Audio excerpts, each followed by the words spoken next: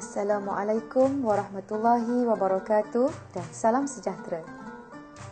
Bertemu kita sekali lagi. Kali ini, kita akan membicarakan perkara-perkara yang berkaitan dengan zakat fitrah. Murid-murid yang dirahmati Allah, dengan berakhirnya Ramadan dan datangnya Syawal, bermulalah saat gembira bagi umat Islam, iaitu kegembiraan meraihkan Aidilfitri. Kerayaan itu sebagai tanda kemenangan setelah sebulan mengekang nafsu bagi mentaati perintah Allah. Namun begitu, terdapat segelintir umat Islam yang tidak dapat menikmati kemeriahan ini kerana kemiskinan. Lantaran itu, Islam mensyariatkan zakat fitrah. Murid-murid yang dirahmati Allah, zakat pada bahasa bererti bersih, suci, bertambah dan subur. Fitrah pula bererti tabiat manusia yang suci dan bersih. Fitrah juga merujuk kepada keadaan manusia yang dilahirkan dalam keadaan bersih dan suci. Dengan mengeluarkan zakat fitrah selepas sebulan berpuasa pada bulan Ramadan, orang Islam yang menunaikan zakat fitrah akan kembali suci seperti ketika dilahirkan. Zakat fitrah pada istilah syarak adalah mengeluarkan makanan asasi sesebuah negara dengan kadar 1 gantang Baghdad dan diberikan kepada orang tertentu dengan syarat-syarat tertentu sempena berakhirnya Ramadan dan kedatangan 1 Syawal.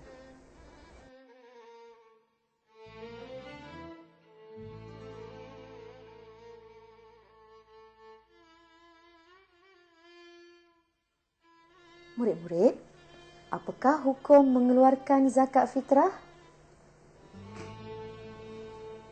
Hukum mengeluarkan zakat fitrah adalah fardu ain ke atas setiap individu Muslim yang memenuhi syarat kelayakan zakat fitrah.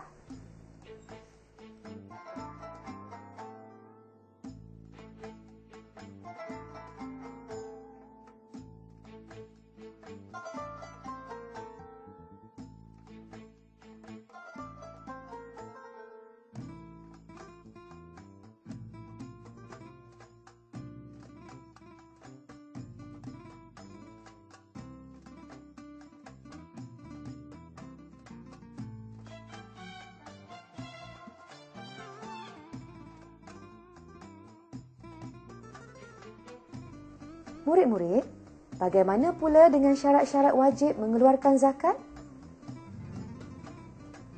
Syarat-syarat wajib mengeluarkan zakat fitrah adalah: pertama, Islam. Zakat fitrah tidak wajib ke atas orang bukan Islam. Kedua, mempunyai harta yang melebihi keperluan makan dan minum untuk diri dan tanggungan pada malam dan siang hari raya. Ketiga, hidup pada akhir Ramadan dan awal Syawal. Bayi yang dilahirkan setelah terbenam matahari pada akhir Ramadan tidak diwajibkan zakat fitrah. Manakala bayi yang dilahirkan sebelum terbenam matahari akhir Ramadan dan meninggal dunia setelah terbenam matahari diwajibkan zakat fitrah. Tentu murid-murid ingin tahu tentang kadar zakat fitrah yang ditetapkan oleh syarak kepada setiap Muslim. Kadar zakat fitrah adalah 1 gantang Baghdad bersamaan 3 cupak atau bersamaan dengan 2.7 kilogram. Bahan yang ditetapkan untuk zakat fitrah adalah makanan asasi sesebuah negara. Sebagai contoh, di Asia, beras, di Eropah, gandum dan jagung, di Asia Barat, tamar dan bali. Kadar zakat fitrah ini adalah berasaskan hadis Rasulullah SAW yang bermaksud, Daripada Ibnu Umar radhiyallahu anhu, beliau berkata bahawa Rasulullah sallallahu alaihi wasallam memfardukan zakat fitrah pada bulan Ramadan sebanyak 1 gantang kurma atau 1 gantang gandum kepada setiap Muslim, sama ada hamba, orang merdeka, lelaki, perempuan, kecil dan dewasa. Baginda menyuruh mengeluarkan zakat fitrah sebelum orang ramai menunaikan solat sunat Aidilfitri. Riwayat Bukhari dan Muslim.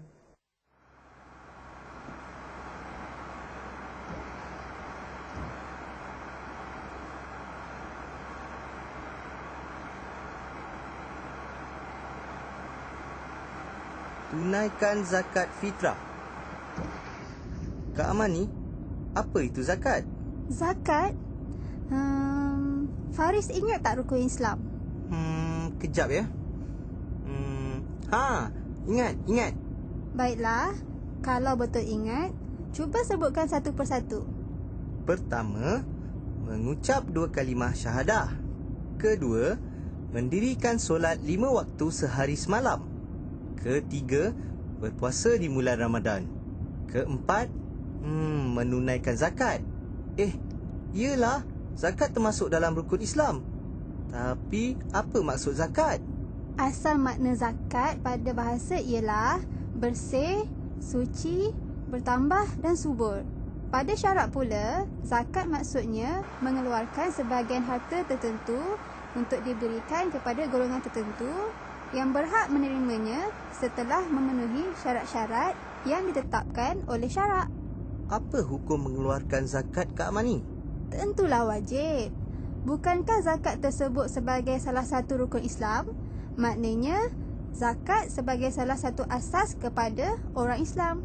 Betul ke begitu? Alamak, selama ini Faris tidak pernah mengeluarkan zakat pun. Bagaimana ni? Berdosa ke Faris, Kak Amani? Faris, jangan risau. Hukum zakat ni hanya fardu ain kepada mereka yang sudah cukup syarat sahaja. Serupa juga dengan rukun Islam kelima. Ingat tak rukun Islam kelima? Ya, rukun yang kelima ialah menunaikan haji bagi yang berkemampuan. Pandai. Jadi, zakat pun hanya fardu kepada mereka yang sudah berkemampuan atau cukup syarat. Seperti kita ni Faris, masih lagi di bawah tanggungjawab ibu bapa kita. Maka mereka lah yang mengeluarkan zakat fitrah untuk diri kita. Zakat fitrah? Iya, zakat fitrah ialah zakat yang wajib ke atas setiap individu Muslim dan Muslimin sempena berakhirnya Ramadan dan kedatangan 1 Syawal dengan syarat-syarat tertentu. Oh, begitu. Lega Faris mendengarnya. Abah, dah bayar zakat fitrah Faris? Belum lah. Nanti sampai di kampung, Abah bayarlah. Janji.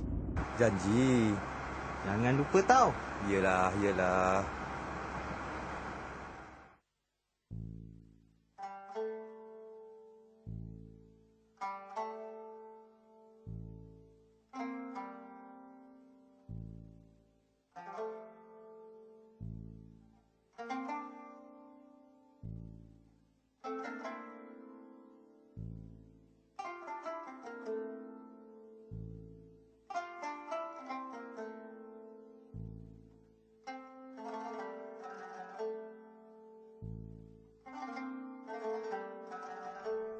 Murid-murid, bilakah waktu untuk mengeluarkan zakat fitrah? Waktu mengeluarkan zakat fitrah bermula dari awal Ramadan sehingga imam berdiri untuk menunaikan solat hari raya. Baiklah, bagi memudahkan murid-murid memahami waktu mengeluarkan zakat fitrah, sila lihat gambar rajah berikut.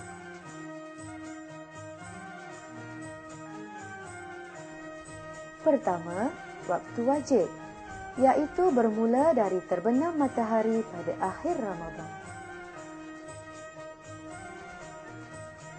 Kedua, waktu sunat, iaitu bermula dari masuk waktu solat subuh hingga solat sunat Aidilfitri. Ketiga, waktu makruh, iaitu selepas salat Aidilfitri sehingga terbenam matahari 1 Syawal. Keempat, waktu haram, iaitu setelah terbenam matahari 1 Syawal. Kelima, waktu harus, iaitu sepanjang bulan Ramadan.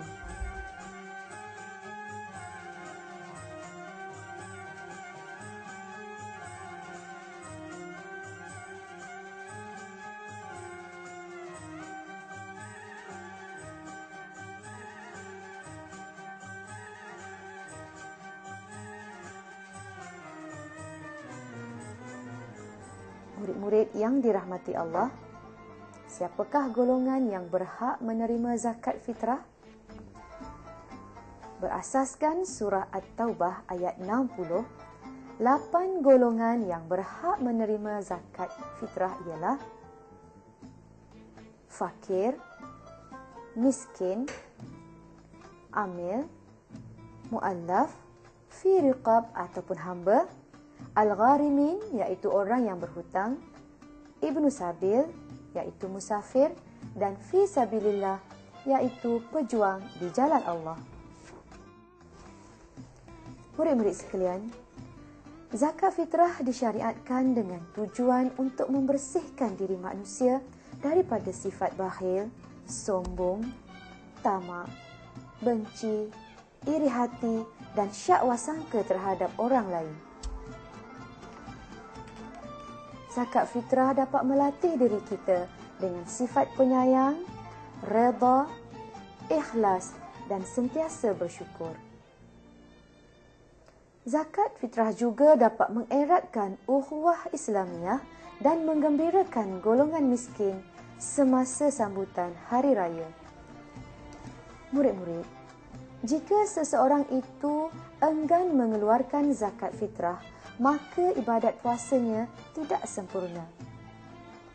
Diri individu tersebut akan terus dibelenggu dengan sifat bakhil dan sombong. Selain itu, hati juga akan menjadi keras dan tidak berperi kemanusiaan. Orang yang cukup syarat-syarat wajib zakat tetapi tidak mahu mengeluarkan zakat tidak dapat mencapai ketenangan hidup walaupun berharta. Seterusnya akan mendapat kemurkaan Allah.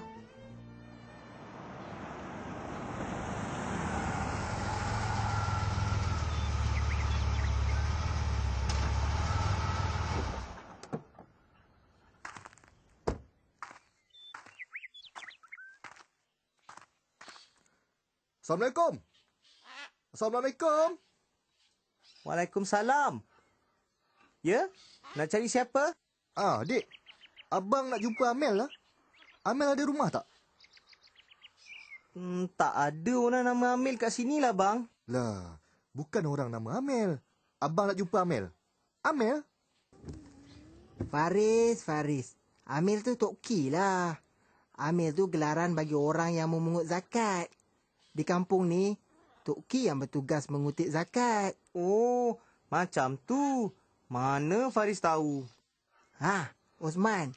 Kenapa kamu ni? Kelang kabut je nampaknya. Inilah Tok. Saya nak bayar zakat ni. Kamu ni Osman, esok nak raya, baru petang ni baru kamu nak bayar zakat fitrah. Tak elok sebenarnya. Lah, kenapa pula Tok? Antara tujuan wang zakat sebenarnya untuk diagih-agihkan kepada fakir miskin supaya mereka dapat merasai keseronokan menyambut hari raya. Kalau lambat kamu bayar zakat, lambatlah mereka terima bantuan zakat tu. Kalau tak ada duit, tak dapatlah mereka beli baju raya, ya Tok Ki? Pandai pun Faris. Lagipun Osman, kalau awal mereka dapat bantuan zakat, mungkin mereka boleh gunakan wang tersebut sebagai modal berniaga di bulan puasa ni. Kamu bukan tak tahu, peluang berniaga di bulan puasa ni kan banyak. Ya tak ya juga kan Tok? Tak terfikir saya. InsyaAllah, tahun hadapan saya akan cepatkan membayar zakat ni Tok. Sudahlah, mari kita masuk ke dalam. Nanti makin lambat pula urusan zakat kita ni. Ya tu. Eloklah tu. Silakan. Elok juga tu. Demikianlah tadi antara perkara-perkara asas yang perlu kita tahu tentang zakat fitrah. Semoga dengan bertambah ilmu, maka bertambah berkesanlah amal ibadat yang kita laksanakan. Marilah kita sama-sama menyucikan diri, menghiasi peribadi bagi membuktikan kita Muslim, mukmin yang sejati.